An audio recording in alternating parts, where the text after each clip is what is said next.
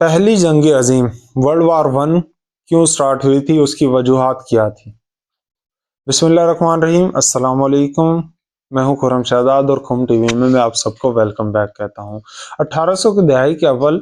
1800 دہائی کے آخر اور 1900 کی دہائی کے اول میں یورپی طاقتوں کے درمیان ایک مساواتی مقابلہ شروع ہو گیا تھا کہ جس کے پاس زیادہ زمینیں ہوگی، جس کے پاس زیادہ دولت ہوگی، جس کے پاس زیادہ طاقت ہوگی، اس کو ہی وہ ہوگا۔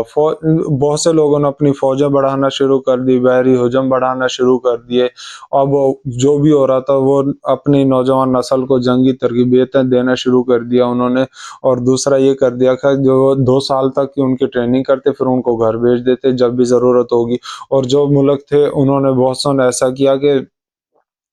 ایسے اپنے دوست بنانا شروع کر دیے، جیسے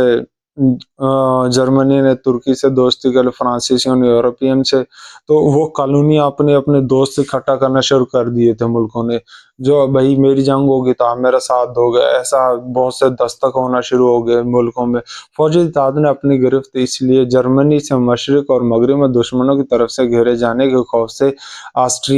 آسٹریا کے ساتھ یورپی جنگوں میں ایک دوسرے کا ساتھ دینے کے لیے ایک معاہدے پر دستخط کیے تھے، اور روس اور فرانس نے بھی ایسا ہی معاہدہ کیا تھا۔ اکثریت پسند اپنی قومیوں کی مسلح افواج کی تنقید سے بالاتر سمجھتے تھے، اور بہت سے یورپین یہ تھے کہ وہ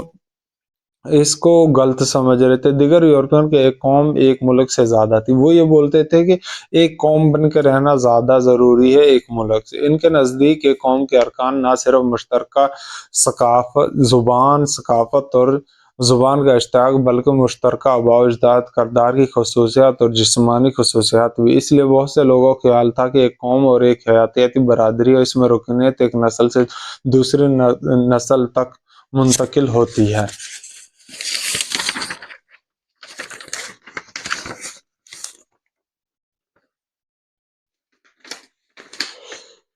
ایک دوسرے کے ساتھ مل کر مختلف فوجی اتحاد تشکیل دے دیے جا چکے تھے، جنگ کی صورت میں اپنے ساتھی ممالک کی حمایت کرنے کا عہدہ کرتے تھے، اور بیرل کی طرح سب سے چھوٹی چنگاری پر چیز بھی پھٹ پڑتی تھی۔ اب یہ تھا کہ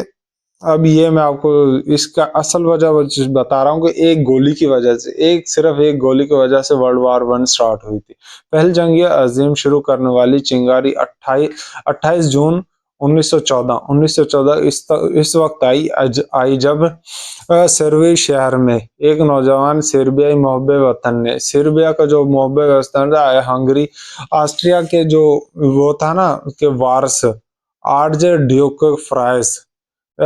فرینڈک کو گولی مار کر ہلاک کر دیا۔ قاتل ممالک میں سربیا کا حامی تھا، اور ایک ماہ کے اندر آسٹریا کی فوج نے سربیا پر حملہ کر دیا۔ جب آسٹریا کی فوج نے سربیا پر حملہ کر دیا تو یورپی